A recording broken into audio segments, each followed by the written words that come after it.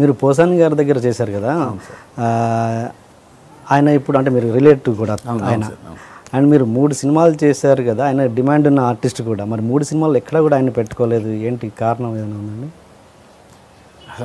పెట్టుకునే స్థాయి ఆయన పెద్ద already well established writer, busiest actor ఇప్పుడు. అదే అందుకే డిమాండ్ ఉన్న ఆర్టిస్ట్ కదా అంటే నా స్కోప్ వల్ల అంటే ఒకటేంటంటే ఒక టైమింగ్ ఉన్న యాక్టర్ అండి ఆయన, ఎక్స్ట్రాడినరీ టైమింగ్. అలాంటి క్యారెక్టర్ పడలా సినిమాలో. హానెస్ట్గా మీరు చూస్తే మిర్చిలో ఈ క్యారెక్టర్ ఆయన చేసి ఉండొచ్చు, శ్రీమంతులో ఆయన చేసి ఉండొచ్చు అనేంత క్యారెక్టర్ ఆయన పడలా ఎక్స్ట్రాడినరీగా. ఆయన సెపరేట్ టైమింగ్ ఉంది ఆయనకి. అండ్ 2 ఎక్కడో మా గురువు గారు అన్నప్పుడు అంటే ఆయన క్యారెక్టర్ ఇవ్వడం అంటే కొంచెం మేము అంటే ఆయన శిష్యులం కాబట్టి కొంచెం స్పెషల్ ఇంపార్టెన్స్ కూడా ఇవ్వాలి. సో డెఫినెట్లీ గుర్తుండిపోయే క్యారెక్టర్ ఇవ్వాలి తప్ప గురుగారే కదా అని చెప్పి ఏదో క్యారెక్టర్ ఇచ్చి చిన్నగా 1 or 2 సీన్స్లో అంటే అంత ప్రాపర్ క్యారెక్టర్ పడలేదు.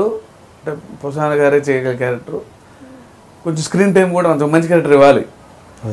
అంటే బోల్డ్ సినిమాలు చేస్తాను కాబట్టి చేస్తే ఒక సూపర్ బ్యాంగ్ ఇవ్వాలి. అంటే బయట క్యారెక్టర్లే చాలా మంచి మంచి క్యారెక్టర్లు పడుతున్నాయి.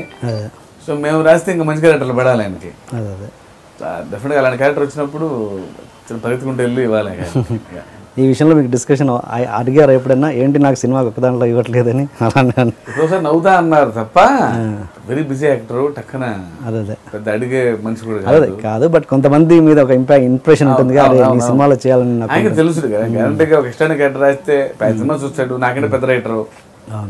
చూసినప్పుడు క్యారెక్టర్ పడలా, ఇందులో ఏదో నేను చేసేది అనే ఫీలింగ్ ఆయనకే ఉంటుంది ఎందుకంటే రైటర్ కాబట్టి. అదే మీరు అంటే గతంలో ఒక సినిమాకు చేసి మీరు హర్ట్ అయ్యారు అన్న విషయం ఇండస్ట్రీలో అందరికీ తెలుసు ఆల్మోస్ట్. అది సింహ సినిమా అన్న విషయం. అది అంటే ఎందుకు ఆ విషయంలో ఎందుకు అలా మీరు అక్కడ ఏం జరిగింది అన్నది తెలుసుకోవచ్చు అసలు? అదే అంటే జస్ట్ క్రెడిట్స్ గురించి కొంచెం డిస్కషన్ అంటే ఇవన్నీ part of the game sir. ఇప్పుడు ప్రతి ఒక్కరి లైఫ్లో ఉంటాయి అప్స్ అండ్ డౌన్స్ లేకుండా నా ఒక్కడికే జరిగిందని అన్నాను నేను. బట్ అందరం బాగున్నాం ఇప్పుడు. I don't want go into personally into that. మరి పోక్ చేయాలని లేదు నాకు. ఏదో తప్పు జరిగింది అనేది నా ఫీలింగు. మనస్తాపం చెందా, బాధపడ్డాం. So this is how it is. ఇంకొంచెం అదొక ఎక్స్పీరియన్స్, ప్రాక్టికల్గా ఇది తెలుసుకొని ముందుకు వెళ్ళిపోవాలి. అది ఇంకా మనం నమ్మి మోసపోవటం మన తప్పు. ఓకే. సో అంతవరకే, అది తప్ప నాకు లెసనే అది. But I won't blame anyone.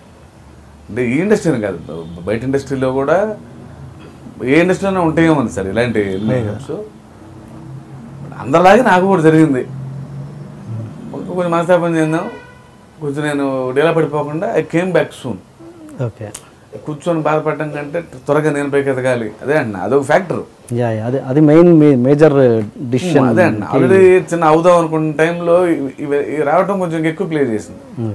ఇంకొంచెం హార్డ్ వర్క్ చేయాలి, త్వరగా పైకి రావాలి, ఈ ప్లే చేసినాయి. బట్ ఆల్ పాజిటివ్ ఎనర్జీ అయింది.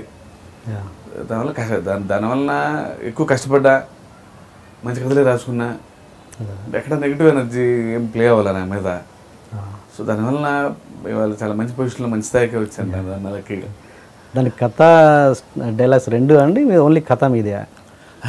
అదే I don't want go to really personal, ఎందుకంటే చిన్న సెన్సిటివ్ ఇష్యూస్.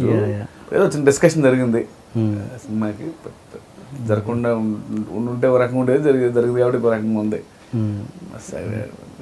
ఓకే.